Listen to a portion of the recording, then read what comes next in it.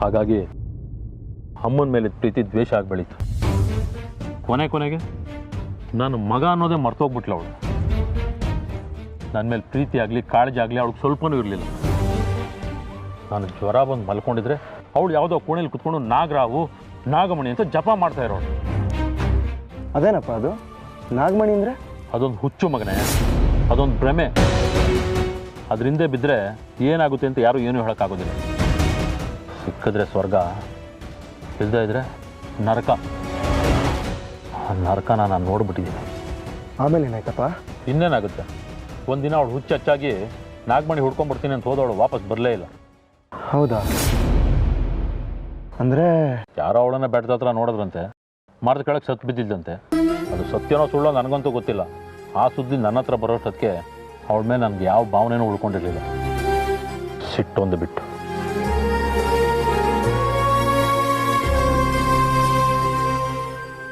ಓ, ಅಂದರೆ ಅಜ್ಜಿ ಸತ್ತೋಗಿದ್ದು ನಿಜಾನಪ್ಪ? ಬದುಕುಳಿದಿದ್ರೆ ಮತ್ತೆ ವಾಪಸ್ ಬಂದಿರೋದು, ಆದರೆ ಬರಲೇ ಇಲ್ಲ. ಏನಾದರೂ ಆಗಿರಲಿ, ನಮ್ಮಮ್ಮನ ಮೇಲೆ ನನಗೆ ಆಸಕ್ತಿ ಉಳ್ಕೊಂಡಿಲ್ಲ. ನಮ್ಮ ಯಜಮಾನರು ನನ್ನನ್ನು ಕಾಪಾಡ್ಬಿಟ್ರು. ನಾನಿವತ್ತು ಬದುಕು ಉಳ್ಕೊಂಡಿದ್ದೀನಿ ಅಂದರೆ ಅದಕ್ಕೆಲ್ಲ ಕಾರಣ ಅವರೇ. ನನಗೆ ಆಶ್ರಯ ಕೊಟ್ಟರು. ನನಗೆ ಅಣ್ಣನಾಗಿ, ಅಪ್ಪನಾಗಿ, ಅಮ್ಮನಾಗಿ, ಜೊತೆಗೆ ಗೆಳೆಯನಾಗಿ ಇವತ್ತು ನನ್ನ ಜೊತೆನೇ ಇದ್ದಾರೆ. ನನ್ನ ಜೀವನನೇ ಅವ್ರಿಗೋಸ್ಕರ ಮುಡುಪಾಗಿಟ್ಬಿಟ್ಟಿದ್ದೀನಿ.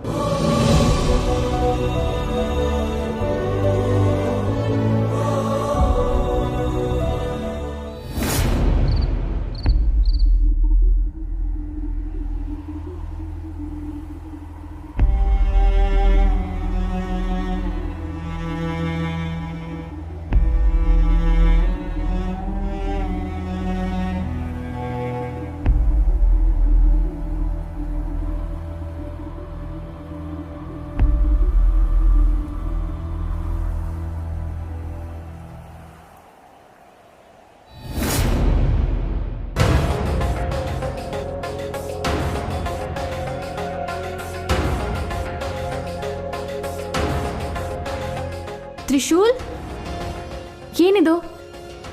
ಇಷ್ಟೊತ್ತಲ್ಲಿ ಇಲ್ಲೇನು ಮಾಡ್ತಾ ಇದ್ದೀರಾ? ಏನಿಲ್ಲ ಮೇಡಮ್, ನೀವು ತುಂಬ ನೆನಪಾದ್ರಿ, ನಿಮ್ಮ ನೋಡೋಣ ಅನಿಸ್ತು, ಅದಕ್ಕೆ ಬಂದೆ. ಇಷ್ಟೊತ್ತಲ್ಲಿ ಎಪ್ಸಿದ್ರೆ ತಪ್ಪಾಗತ್ತೆ ಅಂತ ಇಲ್ಲೇ ನಿಂತಿದ್ದೀನಿ. ಅಲ್ಲ ತ್ರಿಶೂಲ್, ಇಷ್ಟೊತ್ತಿನಲ್ಲಿ ನೀವು? ಅದು ತಲೆಯಲ್ಲಿ ಬರೀ ನಿಮ್ಮ ಬಗ್ಗೆನೇ ಯೋಚನೆ ಮೇಡಮ್, ಅದಕ್ಕೆ ಏನು ಮಾಡಲಿ ಬಂದ್ಬಿಟ್ಟೆ. ಮೇಡಮ್, ನೀವು ಯಾವುದೇ ಕಾರಣಕ್ಕೂ ನಿಮ್ಮ ಕಾಯಿಲೆ ಬಗ್ಗೆ ತಲೆ ಕೆಡಿಸ್ಕೋಬೇಡಿ. ಯಾವಾಗಾದ್ರೂ ಸರಿ, ಏನಾದರೂ ಸರಿ, ನಾನು ನಿಮ್ಮ ಜೊತೆಗಿರ್ತೀನಿ. ಇದೆಲ್ಲ ಸುಮ್ಮನೆ ಮಾತು ಹೇಳ್ತಲ್ಲ ಮೇಡಮ್, ಹೃದಯದಿಂದ ಹೇಳ್ತಾ ಇದ್ದೀನಿ. ಸರಿ ತ್ರಿಶೂಲ್, ಬಟ್ ನೀವು ಇಷ್ಟು ಲೇಟಾಗಿ ಇಲ್ಲಿ ಬಂದು ನಿಂತಿರೋದು ನನಗೆ ಏನು ಹೇಳಬೇಕು ಅಂತಲೇ ಅರ್ಥ ಆಗ್ತಾಯಿಲ್ಲ. ನೀವೇನೂ ಹೇಳಬೇಕಾಗಿಲ್ಲ, ಯಾಕಂದರೆ ನೀವೇನೋ ಹೇಳಬೇಕು ಅಂತಾಗಲಿ ಅಥವಾ ನಿಮ್ಮಿಂದ ಏನೋ ಕೇಳಿಸ್ಕೋಬೇಕು ಅಂತಾಗಲಿ ನಾನಿಲ್ಲಿ ಬಂದಿಲ್ಲ. ನನ್ನ ಪಾಡಕ್ಕೆ ನಾನಿಲ್ಲಿ ಬಂದು ನಿಂತ್ಕೋಬೇಕು ಅನ್ನಿಸ್ತು, ಅದಕ್ಕೆ ಬಂದೆ. ನೀವು ಹೋಗಿ ಮಲ್ಕೊಳ್ಳಿ, ಹೋಗಿ ಮೇಡಮ್.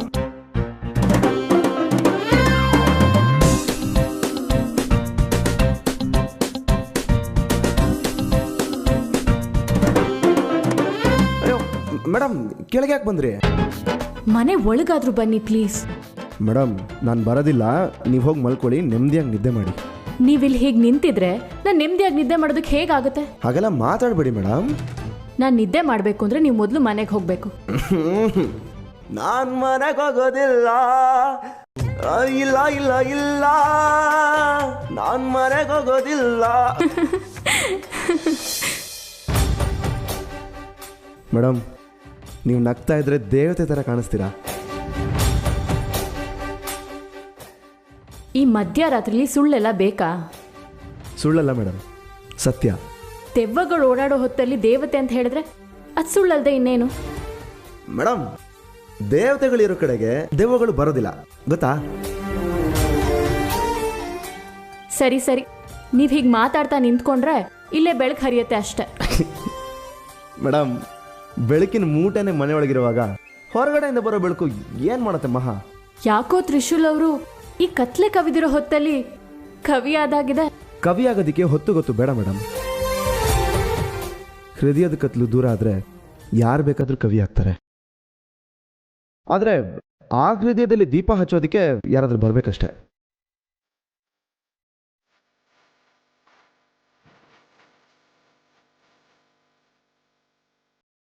ಯಾಕ್ರಿ, ಏನು ಹೇಳಲ್ವಾ? ನಾನೊಂದು ಹೇಳಿದ್ರೆ ಅದಕ್ಕೆ ನೀವು ಇನ್ನೊಂದು ಸೇರಿಸ್ತೀರಾ. ಮಾತಿಗೆ ಮಾತು ಸೇರಿದ್ರೇನೆ ಅಲ್ವಾ ಮಹಾಕಾವ್ಯ ಆಗೋದು. ನೋಡಿ ತ್ರಿಶೂಲ್, ನೀವು ಮಹಾಕಾವ್ಯ ಬರೆಯೋದು ಬೇಡ, ನಾನು ನಿದ್ದೆಗೆಡೋದು ಬೇಡ. ನಾನು ಆರಾಮಾಗಿದ್ದೀನಿ, ನೀವು ಅಷ್ಟೇ ಮನೆಗೆ ಹೋಗಿ ಆರಾಮಾಗಿ ನಿದ್ದೆ ಮಾಡಿ. ನಿದ್ದೆ ಕದಿಯಕ್ಕೆ ಬಂದಿರೋ ಮಾಯಾವಿ ಅಂತೂ ನಾನಲ್ಲ. ಸರಿ, ನಾನು ಹೊರಡ್ತೀನಿ, ನೀವು ಹೋಗಿ ಮಲ್ಕೊಳ್ಳಿ madam. Good night. Good night.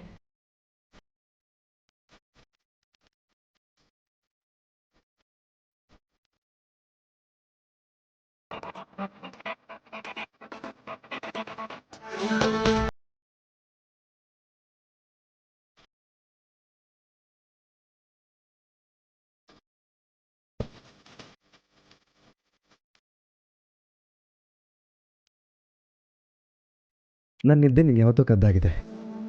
ನನ್ನ ಕಣ್ಣು ಮುಚ್ಚಿದ್ರು ಕಣ್ಣು ತೆಗೆದ್ರು ನನ್ನ ಕಣ್ಣಿಗೆ ನೀನೇ ಕಾಣಿಸ್ತಾ ಇರ್ತೀಯ. ಕಣ್ಣು ಮುಚ್ಕೊಂಡು ಕನಸಲ್ಲಿ ನಾನು ಕಾಣೋ ಬದಲು ಕಣ್ಣು ಬಿಟ್ಕೊಂಡು ನೀನು ಕಾಯೋದು ಒಳ್ಳೇದಲ್ವಾ? ಅಕ್ಕ, ನೀನು ಹೇಳ್ದಂಗೆ ಹಣ್ಣು ಹಂಪಲು ಬ್ರೆಡ್ಡು ಜ್ಯೂಸು ಎಲ್ಲ ಕಾರಲ್ಲಿ ಇಟ್ಟಿದ್ದೀನಿ. ಬೇರೆ ಏನಾದರೂ ಇಡಬೇಕಾ? ಬೇಡ ಕಣೋ, ಅಷ್ಟೇ ಸಾಕು. ಬೇಡ ಅಂತೀಯಾ? ರೆಡಿ. ಇನ್ನೆಲ್ಲ ಹೊರಟಿರೋ ಆಗಿದೆ. ನಾವು ಮಾತ್ರ ಅಲ್ಲ, ನೀವು ಬರ್ತಾ ಇದ್ದೀರಾ? ನಾನಾ? ನಿಮ್ಮ ಫ್ರೆಂಡನ್ನು ನೋಡೋಕ್ಕೆ ಹೋಗ್ತಾ ಇದ್ದೀವಿ. ನನ್ನ ಫ್ರೆಂಡ್ ಯಾರು? ಅರೆ ಬಾಬುಜಿ, ಅಕ್ಕನಿಗೆ ಯಾವಾಗ ಏನು ಹೇಳಬೇಕು ಅಂತಾನೆ ಗೊತ್ತಾಗಲ್ಲ. ಅದೇ ಬಾಬುಜಿ, ನಿಮ್ಮ ಫ್ರೆಂಡ್ ಶಾಂಬಶಿವ ಅವ್ರನ್ನ ಆಸ್ಪತ್ರೆಯಲ್ಲಿ ನೋಡಕ್ಕೆ ಹೋಗ್ತಾ ಇದ್ದೀವಿ. ಈಗ ನೀವೇನಾದರೂ ಸಾಂಬಶಿವನನ್ನು ನೋಡಲು ಹೋದರೆ ನಾಗಗಳು ನಿಮ್ಮನ್ನು ಹಿಂಬಾಲಿಸಿ ಸತ್ಯವನ್ನು ಅರಿಯುವ ಅಪಾಯವಿದೆ. ಹಾಗಾಗಿ ಎಚ್ಚರದಿಂದಿರು. ಹಾಸ್ಪಿಟಲಲ್ಲಿ ಅಡ್ಮಿಟ್ ಆಗಿ ಎಷ್ಟು ದಿನ ಆಯಿತು, ಒಂದು ದಿನಾನೂ ನಾವು ಹೋಗಿ ನೋಡ್ಕೊಂಡು ಬಂದಿಲ್ಲ. ಅದಕ್ಕೆ ನೋಡಿ ಬರೋಣ ಅಂತ ಹೊರಟಿದ್ವಿ. ನಿಮ್ಗೆ ಏನಾದರೂ ಕಾಮನ್ ಸೆನ್ಸ್ ಇದೆಯಾ? ಏನು ಅನ್ಕೊಂಡ್ಬಿಟ್ಟಿದ್ದೀರಾ ನೀವು? ಇಂಥ ಕೆಲಸ ಮಾಡೋಕೆ ಮುಂಚೆ ನನ್ನ ಮಾತು ಕೇಳಬೇಕು ಅಂತ ಅನ್ಸಿಲ್ಲ ನಿಮಗೆ? ಲೈ ಗೋವಿಂದ, ಯಾಕ್ರಿ ಇವನನ್ನು ಬೈತಿದ್ದೀರಾ? ಹಾಸ್ಪಿಟಲ್ ಹೋಗಿ ಬರೋದ್ರಲ್ಲಿ ಏನು ತಪ್ಪಿದೆ? ಅಲ್ಲಿಗೆ ಹೋಗಬಾರ್ದು ಅಂತ ಹೇಳಿರೋದೇ ನಾನು. ಅದೇ ಯಾಕ್ರಿ ಹೋಗಬಾರ್ದು? ಅವ್ರ ಹೆಂಡತಿಗೆ ನಾನು ಫೋನ್ ಮಾಡೋಣ ಅಂತಿದ್ದೆ. ಪುಣ್ಯ, ಅದೊಂದು ಕೆಲಸ ಮಾಡಬೇಡ. ನೋಡು, ಸಾಂಬಶಿವನಿಗೆ ಹೀಗಾಗಿರೋದು ಅವ್ರ ಮನೇಲಿ ಯಾರಿಗೂ ಗೊತ್ತಿಲ್ಲ. ಹೌದಾ? ಯಾವುದೋ ಕಾನ್ಫರೆನ್ಸ್ ಮೇಲೆ ಬೇರೆ ದೇಶಕ್ಕೆ ಹೋಗಿದ್ದಾನೆ ಅಂತ ಅನ್ಕೊಂಡಿದ್ದಾರೆ. ಯಾಕ್ರಿ ಸುಳ್ಳು ಹೇಳ್ತಾ ಇದ್ದೀರಾ? ದಮಯಂತಿ, ಅವನ ಹೆಂಡತಿ ಹಾರ್ಟ್ ಪೇಷಂಟ್. ಇಂಥ ವಿಷಯ ಹೇಳಿದ್ರೆ ಅವ್ರು ತಡ್ಕೋತಾರ. ಅದಕ್ಕೆ ವಿಷಯನ ಸೀಕ್ರೆಟ್ ಆಗಿಟ್ಟಿದ್ದೀವಿ. ಈ ವಿಷಯ ಇಲ್ಲಿಗೆ ಬಿಟ್ಬಿಡಿ, ಯಾರಿಗೂ ಹೇಳೋಕೆ ಹೋಗ್ಬೇಡಿ.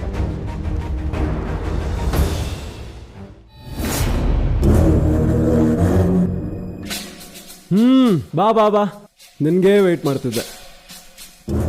ಹೇಳಿ ಚಿಕೇಶ್ ಮಾಡ್ರೆ, ಏನಪ್ಪ ವಿಷಯ? ಶಿವಾನಿ ಬಗ್ಗೆ ಏನಾದರೂ ಇನ್ಫಾರ್ಮೇಶನ್ ಕಲೆಕ್ಟ್ ಮಾಡಿದ್ಯೋ ಇಲ್ವೋ? ಇಷ್ಟು ದಿನದಿಂದ ಹೋಗೋದು ಬರೋದು ಮಾಡ್ತಾ ಇದೆಯಾ? ಮೊನ್ನೆ ತಾನೇ ಡ್ರಾಪ್ ಮಾಡಕ್ಕೆ ಬೇರೆ ಹೋಗಿದ್ಯಾ? ನಗ್ನಗ್ತಾ ಇರ್ತಾಳೆ ನಿನ್ನ ಜೊತೆ. ಅಂದರೂ ನನಗೇನು ಹೇಳೇ ಇಲ್ವಲ್ಲ?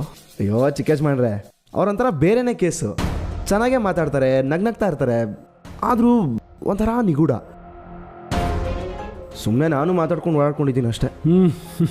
ಹೆಣ್ಮಕ್ಳಂದ್ರೇ ಹಾಗೆ ಬಿಡು. ನಿಧಾನಕ್ಕೆ ತಿಳ್ಕೊ, ಪರವಾಗಿಲ್ಲ. ನನಗೇನು ಅರ್ಜೆಂಟ್ ಏನಿಲ್ಲ.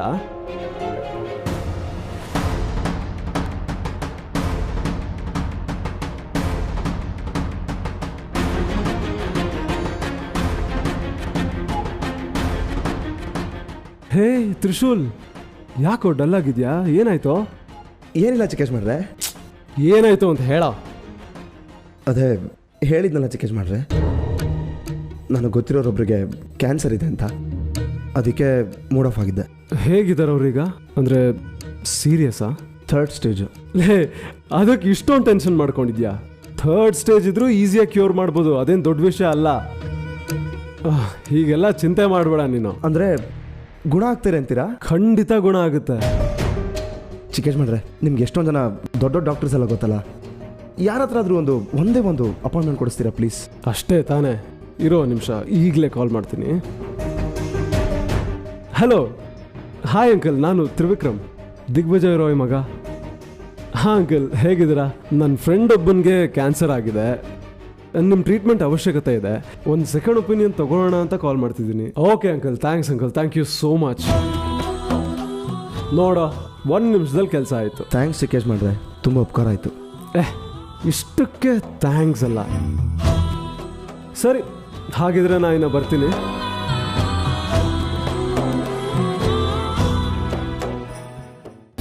ನೀನೇನೋ ನಾವು ತ್ರಿಶೂಲ್ ಮುಗ್ಧತೆನ ಬಳಸ್ಕೊಂಡು ನಮ್ಮ ಕೆಲಸನ ಮುಂದುವರಿಸ್ಬೇಕು ಅಂತ ಹೇಳಿದೆ. ನಾನು ಆ ಮಾತನ್ನ ಒಪ್ಕೊಂಡೆ. ಆದರೆ ಅವನು ಇನ್ನು ಇಡೀ ರಾತ್ರಿ ನಮ್ಮ ಮನೆ ಆಚೆನೆ ನಿಂತಿದ್ದ. ನನಗೇನಾಗಿದೆಯೋ ಏನೋ ಅಂತ ಫುಲ್ ತಲೆ ಕೆಡಿಸ್ಕೊಂಡಿದ್ದಾನೆ. ನಾವು ಅವನಿಗೆ ತೊಂದರೆ ಕೊಡ್ತಾ ಇದ್ದೀವಿ. ನೀಲಿ ಇರ್ಲಿ ಬಿಡು ಶಿವಾನಿ, ಅವನಿಗೇನೋ ಮಾಡೋ ಕೆಲಸ ಅಲ್ಲದೆ ಬಂದು ನಿಂತಿರ್ತಾನೆ ಅಷ್ಟೆ. ಈ ತಮಾಷೆ ಮಾತಲ್ಲ ನೀಲಿ. ಪಾಪ, ನಾವು ಹೇಳಿರೋ ಒಂದು ಸುಳ್ಳಿಂದ ಅವನ ಮನಸ್ಸು ಎಷ್ಟು ಒದ್ದಾಡ್ತಿದ್ಯೋ ಏನೋ. ಇನ್ನೊಬ್ರಿಗೆ ತೊಂದರೆ ಕೊಡೋದು ತಪ್ಪಲ್ವಾ? ಶಿವಾನಿ, ನಾವು ಸಂದರ್ಭನ ಬಳಸ್ಕೊಂಡು ಕೆಲಸ ಮಾಡ್ತಾ ಇದೀವಿ ಅಷ್ಟೆ. ಅರ್ಥ ಮಾಡ್ಕೋ. ನಾಗಮಣಿ, ಆದಿಶೇಷ ಇವೆರಡ್ರ ಮೇಲೆ ನಮ್ಮ ಮನಸ್ಸು ಕೇಂದ್ರೀಕೃತವಾಗಿದೆ. ಅದಕ್ಕೇನು ಬೇಕೋ ಅದನ್ನೇ ತಾನೇ ನಾವು ಮಾಡಬೇಕು. ನಿನ್ನ ಮಾತೇನೋ ವಾದಕ್ಕಷ್ಟೇ ಸರಿಯಾಗಿದೆ ನೀಲಿ, ಆದರೆ ನಮಸ್ಕಾರ ಮೇಡಮ್.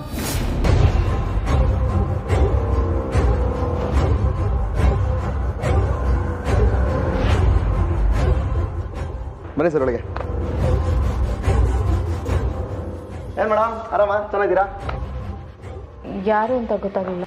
ಓಹ್, ಕನ್ಫ್ಯೂಸ್ ಆಯ್ತಾ? ಆಗಲೇಬೇಕು, ನಮಗೆ ಏನೇ ಮಾಡಿದ್ರು ಒಂದು ಸ್ವಲ್ಪ ಡಿಫ್ರೆಂಟು. ಇವರು ಲ್ಯಾಬ್ ಅವರು. ಇವ್ರು ಯಾಕೆ ಇಲ್ಲಿ ಬಂದರು? ಹೇಳ್ತೀನಿ ಸರ್, ಕೂತ್ಕೊಳ್ಳಿ.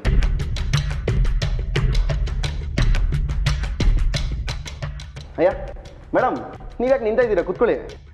ಕೂತ್ಕೊಳ್ಳಿ ಮೇಡಮ್, ಪರವಾಗಿಲ್ಲ. ನಿಮ್ಮ ಆರೋಗ್ಯದ ಪರಿಸ್ಥಿತಿ ನನಗೆ ಗೊತ್ತಾದ್ಮೇಲೆ ಒಂದು ಸೆಕೆಂಡ್ ಒಪಿನಿಯನ್ ತೊಗೊಳ್ಳೋಣ ಅಂತ ಹೇಳಿದ್ನಲ್ಲ ಮೇಡಮ್, ಅದಕ್ಕೆ ಇವ್ರನ್ನ ಕರೆಸಿರೋದು. ಅಂದರೆ ಇವ್ರೇನು ಮಾಡ್ತಾರೆ? ಏನಿಲ್ಲ ಮೇಡಮ್, ಹಂಗೆ ಒಂದು ಸಿರಿಂಜ್ ತೊಗೊಂಡು ಸೈಡ್ ಥಪಕ್ಕಂತ ಚುಚ್ಚಿ ಒಂದು ಸ್ವಲ್ಪ ರಕ್ತ ತೊಗೊಂಡೋಗ್ತಾರೆ ಅಷ್ಟೇ.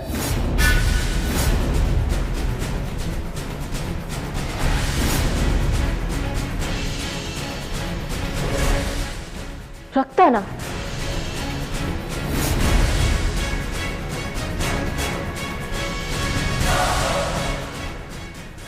ಒಂದೇ ಒಂದು ml ರಕ್ತ ಮೇಡಮ್. ಅವ್ರು ಅದನ್ನು ತಗೊಂಡು ಹಾಸ್ಪಿಟ್ಲಿಗೆ ಹೋಗಿ ಚೆಕಪ್ ಮಾಡಿ ರಿಪೋರ್ಟ್ ಕಳಿಸ್ಕೊಡ್ತಾರೆ ಅಷ್ಟೇ. ಮೇಡಮ್, ಆ ರಕ್ತ ನಿಮ್ಮ ಜೀವನದ ಕಥೆನೇ ಬದಲಾಯಿಸತ್ತೆ. ಹೌದು, ಜೀವನದ ಕಥೆನೇ ಬದಲಾಯಿಸ್ಬೋದು. ಅಲ್ವಾ ಅಲ್ವಾ ಅಲ್ವಾ ಅದಕ್ಕೆ ಅವ್ರನ್ನ ಕರ್ಕೊಂಡ್ಬಂದಿರೋದು. ಇವನೇನಾದ್ರೂ ಈಗ ರಕ್ತ ತಗೊಂಡು ಹೋದ್ರೆ ಶಿವಾನಿದು ಮನುಷ್ಯರ ರಕ್ತ ಅಲ್ಲ ಅಂತ ಇವನಿಗೆ ಗೊತ್ತಾಗೋಗುತ್ತೆ. ಏನು ಮಾಡೋದೀಗ? ಇವ್ ರಕ್ತ ತಗೊಂಡು ಹೋಗ್ತಿರೋ ಹಾಗೆ ಮಾಡಲೇಬೇಕು. ಇಲ್ಲದೆ ಹೋದರೆ ನಾನು ಸಿಕ್ಕಾಕೋತೀನಿ. ಯಾಕ್ರಿ ಇಬ್ರು ಇಷ್ಟೊಂದು ಯೋಚನೆ ಮಾಡ್ಕೊಂಡು ನಿಂತ್ಬಿಟ್ರಿ? ರೇ, ಅವ್ರೇನು ಲೀಟ್ರ್ ಗಟ್ಟಲೆ ರಕ್ತ ತೊಗೊಂಡೋಗ್ತಾರ? ಸುಮ್ಮನೆ ಸ್ಯಾಂಪಲ್ಗೆ ತೊಗೊಂಡೋಗ್ತಾರ ಅಷ್ಟೇ. ರೀ ಗೌತಮರೇ, ಹೇಳ್ರಿ. ಹೌದು ಮೇಡಮ್, ಸ್ವಲ್ಪ ಅಷ್ಟೇ. ನೋಡಿ, ದಯವಿಟ್ಟು ಬೇಜಾರು ಮಾಡ್ಕೋಬೇಡಿ. ಶಿವಾನಿ ಅವ್ರು ಈಗಾಗಲೇ ಆಸ್ಪತ್ರೆ, ಮೆಡಿಸಿನ್ ಅಂತ ತುಂಬ ಓಡಾಡಿ ಸುಸ್ತಾಗಿದ್ದಾರೆ. ಜೊತೆಗೆ ಅವ್ರ ಮನಸ್ಸಲ್ಲಿ ಬೇರೆ ತುಂಬ ಗೊಂದಲ ಕೂಡ ಇದೆ. ನೀವು ಇದನ್ನು ಅರ್ಥ ಮಾಡ್ಕೋತೀರಾ ಅಂತ ನಾನು ಅಂದ್ಕೊಂಡಿದ್ದೀನಿ. ನೆಕ್ಸ್ಟ್ ಟೈಮ್ ಯಾವಾಗಾದರೂ ನಾನೇ ನಿಮಗೆ ಫೋನ್ ಮಾಡಿ ತಿಳಿಸ್ತೀನಿ ಯಾವಾಗ ಬರಬಹುದು ಅಂತ. ಅಲ್ಲ ಮೇಡಮ್, ಇದು ಬರೀ 2 ನಿಮಿಷದ ಕೆಲಸ ಅಷ್ಟೇ. I know Trishul, but Shivani is very upset. ನಾನು ಹೇಳಿದ್ನಲ್ಲ, ನೆಕ್ಸ್ಟ್ ಟೈಮ್ ನೀವು ಯಾವಾಗ ಬರಬಹುದು ಅಂತ ಹೇಳ್ತೀನಿ ಅಂತ. ಈಗ ದಯವಿಟ್ಟು ಹೋಗಿ ಪ್ಲೀಸ್. ತ್ರಿಶೂಲ್, ನಿಮ್ಮ ಕಾಳಜಿಗೆ thank you so much. But ನನಗೆ ಯಾಕೂ ಮನಸ್ಸಿಲ್ಲ.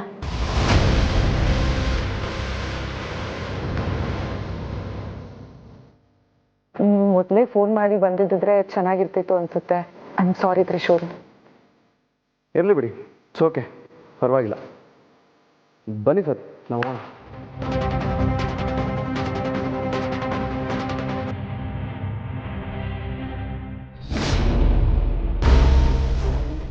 ಗುರುದೇವ, ನಮ್ಮ ಕುಲದ ರಕ್ತ ಹೇಗೆ ಕೆಲಸ ಮಾಡುತ್ತದೆ? ಅದನ್ನು ದೇಹದಿಂದ ತೆಗೆದರೆ ಯಾವ ರೀತಿ ವರ್ತಿಸುತ್ತದೆ? ನಾಗಗಳು ತಣ್ಣನೆಯ ರಕ್ತದ ಗುಂಪಿಗೆ ಸೇರಿದವು. ಅದರಲ್ಲೂ ನಾಗಲೋಕದ ಉತ್ಕೃಷ್ಟ ನಾಗಗಳ ರಕ್ತದ ವರ್ತನೆಯೇ ಬೇರೆ. ಆ ರಕ್ತವನ್ನು ಹುಣ್ಣಿಮೆ ಚಂದಿರನ ಬೆಳಕಿನಲ್ಲಿ ನೋಡಿದರೆ ಅದು ಪಾದರಸದಂತೆ ಹೊಳೆಯುತ್ತದೆ. ಹಾಗಾದರೆ ನಾಗಲೋಕದವರು ಯಾರು ಎಂದು ನಮಗೆ ಕೂಡಲೇ ತಿಳಿಯುತ್ತದಲ್ಲವೇ ಗುರುದೇವ? ಹೌದು, ತಿಳಿದುಕೊಳ್ಳಲೇಬೇಕು. ಬೆಳದಿಂಗಳಿನಲ್ಲಿ ಆ ರಕ್ತದ ಬಣ್ಣ ಬಿಳಿಯಾಗಿ ಬದಲಾಗುತ್ತದೆ. ಅಷ್ಟೇ ಅಲ್ಲ, ಆ ರಕ್ತವನ್ನು ಬೇರೆ ಯಾವುದಾದರೂ ಜೀವಿ ಸ್ಪರ್ಶಿಸಿದರೆ 8 ತಾಸಿನ ಒಳಗಾಗಿ ಆ ಜೀವಿಯ ಬಣ್ಣ ನೀಲಿಯಾಗಿ ಬದಲಾಗುತ್ತದೆ. ಹಾಗಿದ್ದರೆ ತ್ರಿವಿಕ್ರಮ್ ಮತ್ತು ತ್ರಿಶೂಲ್ ಇವರಿಬ್ಬರಲ್ಲಿ ಯಾರು ನನ್ನ ಆದಿಶೇಷ ಎಂದು ಕಂಡುಹಿಡಿಯಲು ಇದು ಸರಿಯಾದ ಉಪಾಯ ಅಲ್ಲವೇ? ಹೌದು, ಆದರೆ ಆ ರಕ್ತವನ್ನು ಸಂಗ್ರಹಿಸುವಾಗ ಎಚ್ಚರಿಕೆ ವಹಿಸಿ. ಸ್ವಲ್ಪವೂ ನಿಮ್ಮ ಮೇಲೆ ಅನುಮಾನ ಬಂದರೆ ನಿಮ್ಮ ಎಲ್ಲ ಪ್ರಯತ್ನವೂ ವಿಫಲವಾಗುತ್ತದೆ. ಇಲ್ಲ ಗುರುದೇವ, ಈಗ ತಾನಾಗಿ ಅವಕಾಶ ಕೂಡಿ ಬಂದಿದೆ, ಅದಕ್ಕೆ ನಿಮ್ಮ ಬಳಿ ಬಂದೆವು. ಆದರೆ ಸಂಗ್ರಹಿಸಿದ ರಕ್ತವನ್ನು ಆದಷ್ಟು ಬೇಗ ಪರೀಕ್ಷಿಸಬೇಕು. 4-5 ತಾಸುಗಳಿಗಿಂತ ತಡ ಮಾಡಬೇಡಿ. ಸರಿ ಗುರುದೇವ. ಆದಿಶೇಷ ಯಾರು, ನಾಗಮಣಿ ಎಲ್ಲಿದೆ ಎಂಬುದನ್ನು ಕಂಡುಹಿಡಿಯಲು ನಮಗೆ ಸದಾವಕಾಶ ಲಭಿಸಿದೆ. ನಿಮ್ಮ ಪ್ರಯತ್ನ ಯಶಸ್ವಿಯಾಗಲಿ. ಈ ಬಾರಿ ಫಲಿತಾಂಶ ದೊರಕುವುದು ಎಂಬ ವಿಶ್ವಾಸ ನಮಗಿದೆ. ಹೋಗಿ ಬರುತ್ತೇವೆ. ಶುಭವಾಗಲಿ, ಹೋಗಿ ಬನ್ನಿ.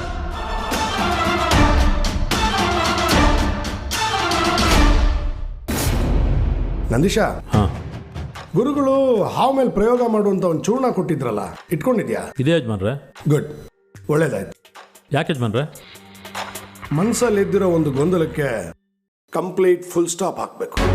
ನಿಮ್ಗೇನಾದರೂ ಸಣ್ಣ ವಿಷಯ ಸಿಕ್ಬಿಟ್ರೆ ಅದನ್ನು ಕೆತ್ಕೋತಂಗ ಬಿಡೋದೇ ಇಲ್ಲ ಅಲ್ವಾ ನೀವು? ಅದು ನನ್ನ ಹುಟ್ಟುಗುಣ ನಂದೀಶ.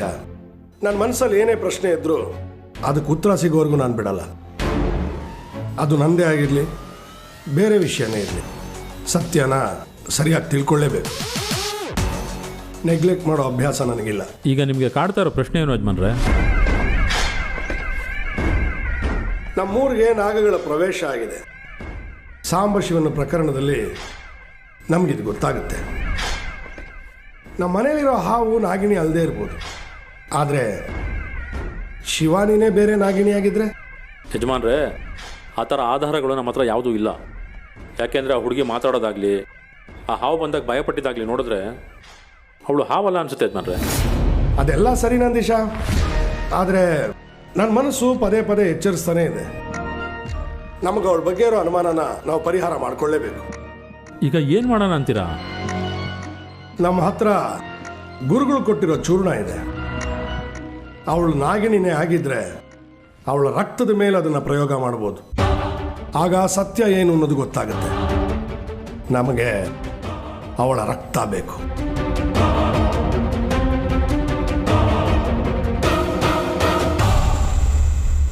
ಉಪಾಯ ಏನೋ ಚೆನ್ನಾಗಿದೆ, ಆದರೆ ರಕ್ತ ತರೋದು ಹೇಗೆ? ಯೋಗ ಇದ್ರೆ ಏನು ಬೇಕಾದರೂ ಸಿಗುತ್ತೆ ನಂದೀಶ. ಯೋಚನೆ ಮಾಡೋಣ.